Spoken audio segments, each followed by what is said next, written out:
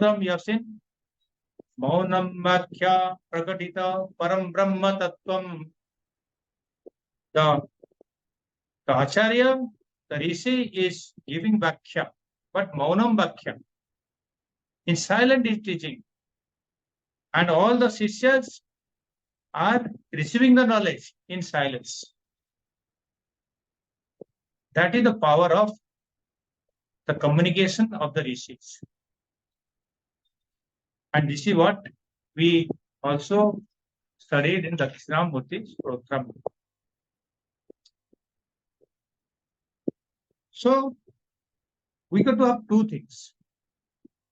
One is Shastra Vichara. That means we do the studies of the Shastras. Of course, it will be by words only. We are speaking, we are communicating through words only. This will go on. And you will also understand, you will know, you will gain the knowledge of the Shastras, knowledge of the Atma, but that is not complete. At the same time, you must have Sattvic Antakarana. That means your mind should be pure and devoid of tamasic nature or rajasic nature. So these two things are required. Both studies, Shastra Vichara, as well as Sattvic Antakarana. They must go together. You cannot have only studies and no Sattvic mind. If you have a tamasic or rajasic mind, you cannot do it. Same way, if you have a Sattvic mind and don't go through the Shastra Vichara, then you will not be able to achieve. It is like you want to watch your face. You must have a good mirror and you should also have a pair of good eyes to see.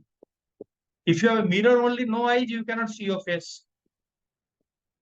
And if you have nice eyes, very sharp eyes, but no mirror, you cannot see your face.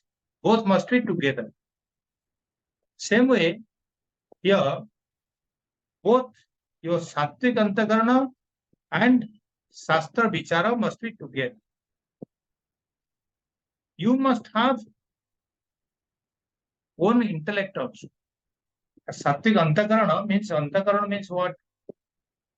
Inner instruments. That inner instruments includes the Mana, Buddhi, Chitta, Ahankara. That Buddhi is the intellect. Okay. You require the Buddhi for studies. Knowledge, you need the Buddhis. There is a saying that Yasya Nasti Swayam Pragya Shastra Tasya Karoti Kim. Yasya Nasti Swayam Pragya Shastra Tasya Karoti Kim. Losanabhyam Vihinasya Darpanam Kim Karishyati. The one who doesn't have his own intellect, how much the Shastras can do it? Like if you don't have the eyes, the mirror cannot help you. You cannot see your face because only you have the mirror. You got to have your own eyes also. Same way, you must have your own intellect also. Only Shastra cannot help you. However, how many hours you can study, but it cannot help you unless you apply your mind with a sharp intellect. So that's why this being said that the Sattvic Antakarana. So that eyes cannot perceive, the ears cannot perceive, then no Devai. Devas. Devas here means Gyanendriyas. The Pancha Gyanendriyas. None of them can do. Shrotram, Tvak, Chakshu, Rasana, Grana. These are the 5 Gyanendriyas. None of them can perceive the Atma. Can you touch and feel Atma? Or can you go and see what is Atma there? I'll see that Atma. No, it's beyond all these Gyanendriyas also.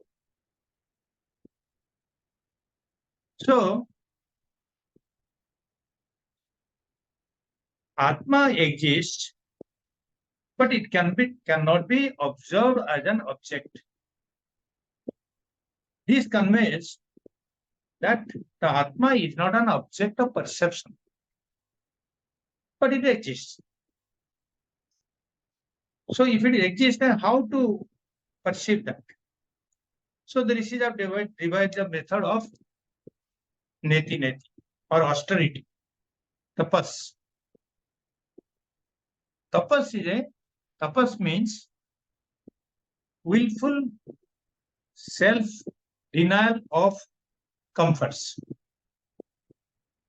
Willful denial of comforts.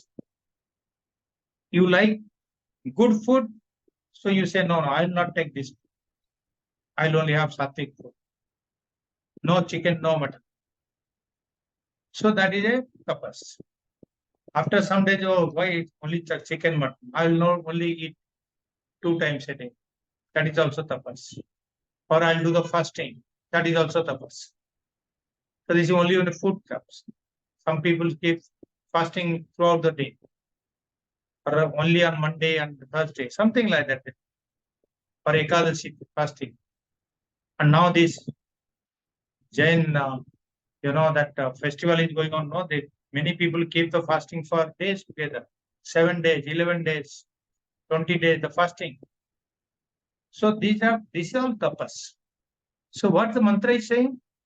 That not tapas. By tapas alone, you cannot realize it. And also, not tapas, na karmanava. Na karmanava. And also, you cannot realize a karma. Karma is what? Karma means action. Action, not normal, the worldly actions. It is the actions of as per the Vedas, Purva Veda, Purva Mimamsa. You do the yajna, dana, all that. Yajna is the tapas. Agnihotras. So, you have seen so many types of yajnas in karma kanda. All this karma kanda is whatever they do, no, that is called karma. That karma only we are mentioning here, not karmana.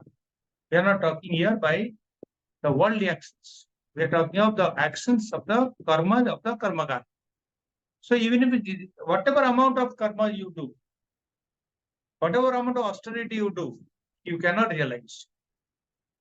But that doesn't mean that you will drop all your tapas. Tapas is very important. Karma is also equally important. All of them are helping you to come closer to the chitta suchi, cleansing of the mind, purification of the mind. And that will bring you to sattva, suddha sattva. So don't stop the austerities or the tapas. Don't stop the karma. Means karma also includes all that we do, no? Puja, patha, upasana, all that is also karma. We havan karte, that is also karma. So don't stop the karmas. Don't stop the tapas also. If you are doing fasting, if you are keeping maunam, or if you are any types of tapas you are doing, you continue, because that will do the purification of the mind. So at the same time, you should also continue your Sravanam Mananam. That continue the studies, because that is the Vedanta Praman. And that will give us what? Jnana Prasadena. So third line. Jnana Prasadena Visuddha Sattva. All these things of karma or tapas or other sadhanas will lead you to jnana. Jnana prasadana visuddha sattva. That visuddha sattva, that tranquil mind will come with the study zone. So you should go for jnana. And that jnana prasadana, making the mind tranquil and pure and undiluted, santa chitta, you'll do the abhyasa, then you'll do the jnana, Adhyatma Jnana will come. It is the refined mind that harbors the presence of the Paramatma. It is the tranquil mind. It is the serene mind.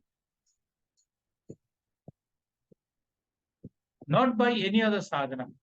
And this serene mind is achieved by your jnana. So you give up one by one. Give up the tamaguna, give up the rajaguna, then come to sattva. And sattva guna, then you come to visuddha sattva. Pure and tranquil mind. The purpose of rajaguna and tamaguna. So tamaguna and then rajaguna. All the actions,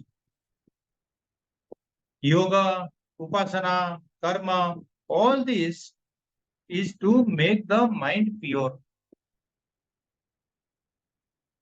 That's why in Bhagavad Gita, Bhagavan says, Traigunya Visaya Veda Nistruganya Bhavarjuna Nirdvando Nitya Sattvastha Niryoga Kshematmavan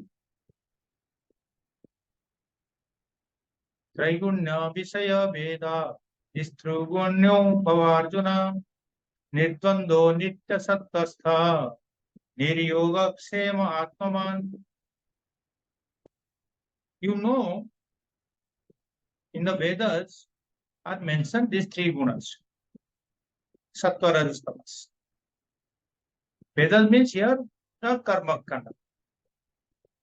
That is the objective. That you elevate yourself from tamas to rajas, rajas to sattva. But at the end, nistrugunyo bhavarjuna.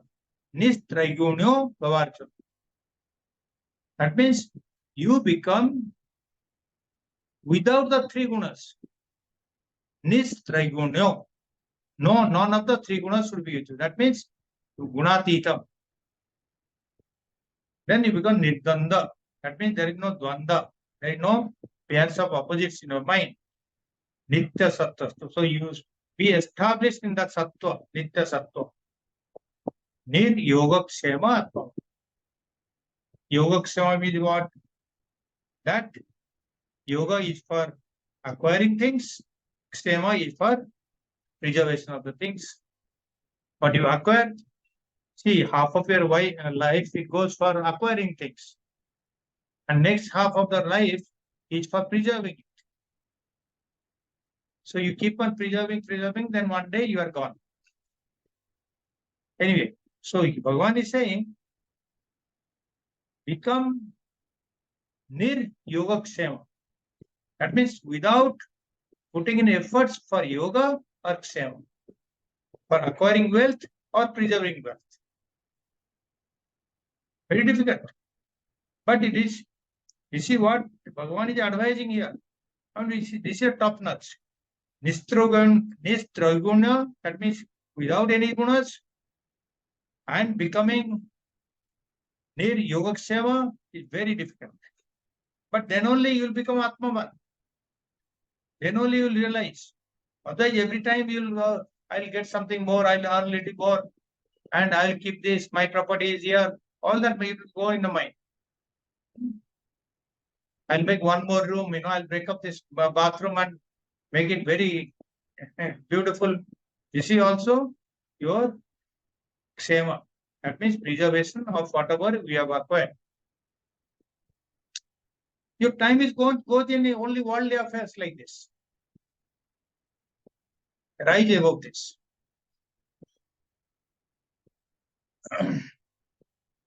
So, by only making the mind tranquil, or by making the mind calm and quiet only, you cannot realize the Lord. At the same time, as I told you, both tranquil mind as well as Shastra Vichara must go together. Only Suddha Sattva mind with Shastra Vichara can bring you to closer to the Lord. Then he says, the mantra, he says, Tatastu tam pasyate niskalam dhayamana. Then only you will be able to realize him. Him means what? The niskalam. That Paramatma who is niskala. Niskala means what? That means without colors. Kala is not the art and not the art. This the kala means divisions. Like we have Sasikala, like Sasikala, Chandrama, it's keeps on increasing and decreasing. So that division is taking place. That's why we said kala. So that's why it is niskala. The Brahman is niskala. That means without a division. So that niskala Brahman you realize. And how do you know it is niskala? How do you know it is without division?